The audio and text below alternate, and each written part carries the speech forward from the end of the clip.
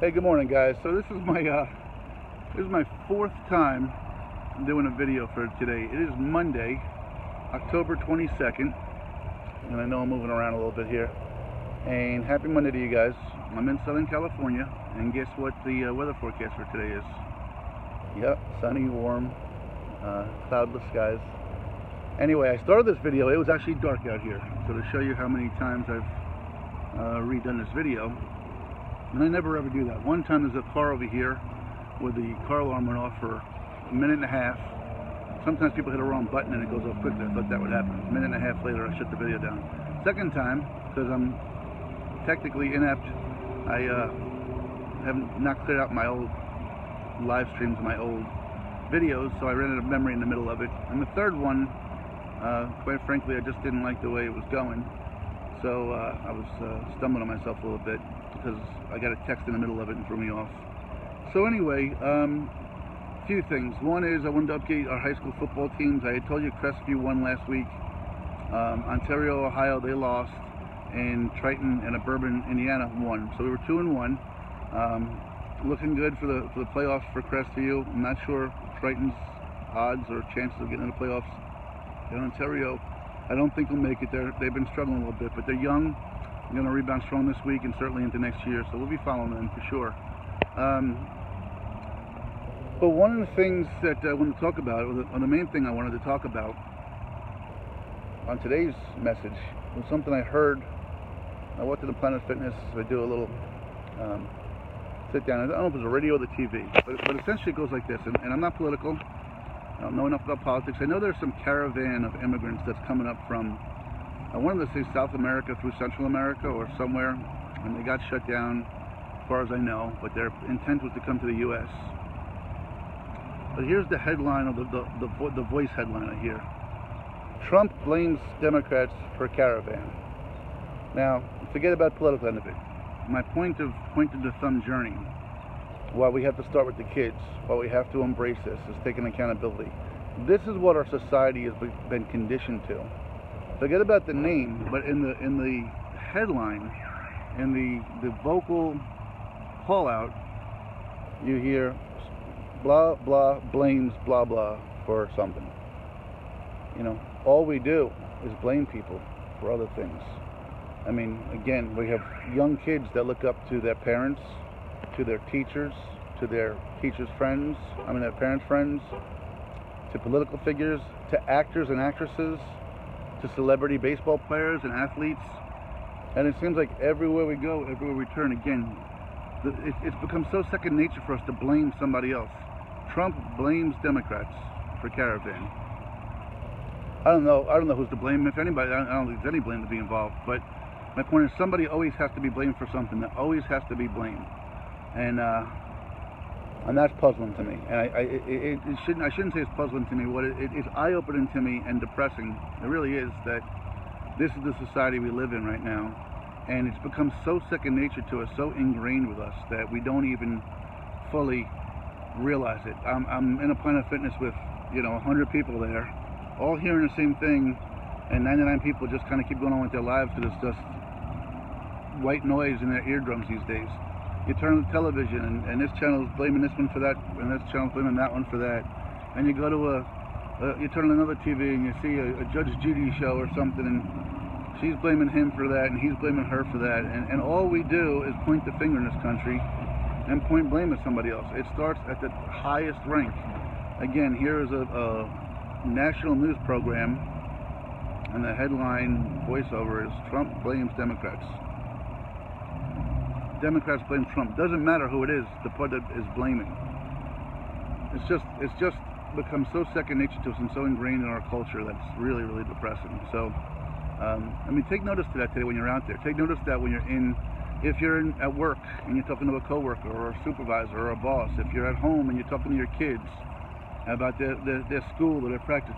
How many times do you hear somebody not say the word blame per se, but somehow point the finger at somebody else?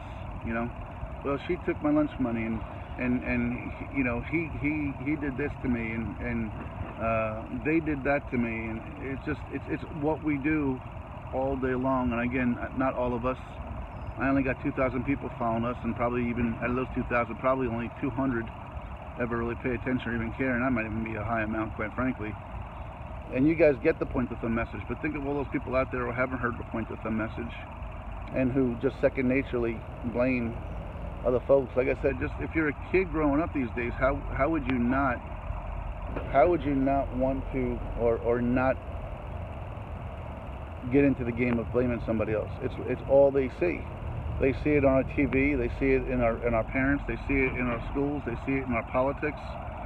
That's all we see is somebody blaming somebody for something. It's just absolutely discouraging. So anyway, I saw that and want to talk about that before I talk about the other stuff in the video. So Southern California has been something of its own story in itself. And there's some reasons for that, and the reasons probably start and stop with me. It's been, again, this whole thing, people think about the physical toll it's been, but way more than the physical has been the mental battle, whether it's been a battle or a fight or a dream or success or victory. It's been, I don't know, more mental than physical for sure. So let me talk about that a little bit. California, for me, has been different. I haven't shared a whole lot about it with you guys. It's been different. I try to be careful what I say on here for friends and family, because I know you guys do care about me. You do want me to be safe on all occasions. So I try to be careful with what I say and how much I say. So the best way to describe it is, back in Claremore, Oklahoma, I met G, and G had basically said, Jim, you know what? You're homeless out there. You know, day to day, night to night, you don't know where you're going, and you have no other means. You're essentially a homeless person. And well, I'm trying not to be too dramatic.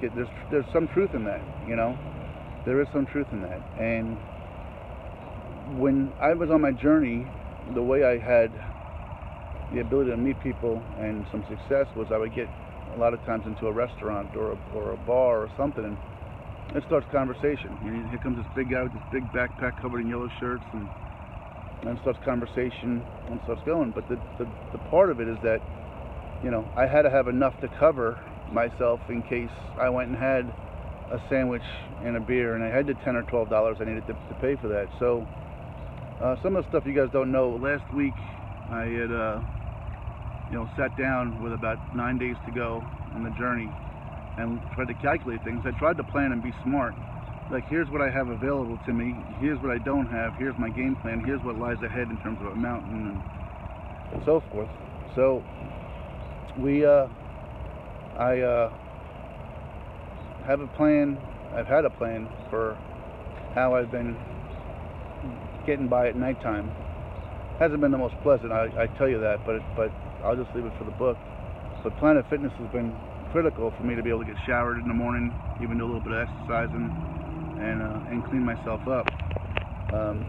But to give you an example, and I'm not saying this for pity, just kind of let you guys into my mindset as to, you know, today I'm probably about as homeless as I've been in this journey in this regard. So an insurance premium came out of my account that I wasn't quite expecting. So as I've gotten money along the way, I've deposited my account, and I've been living off of my debit card, basically. Although here in California, they charge you 35 cents every time you use your debit card. They also do something, I think, very cool here in California, because it irritated me like the third time till I woke up.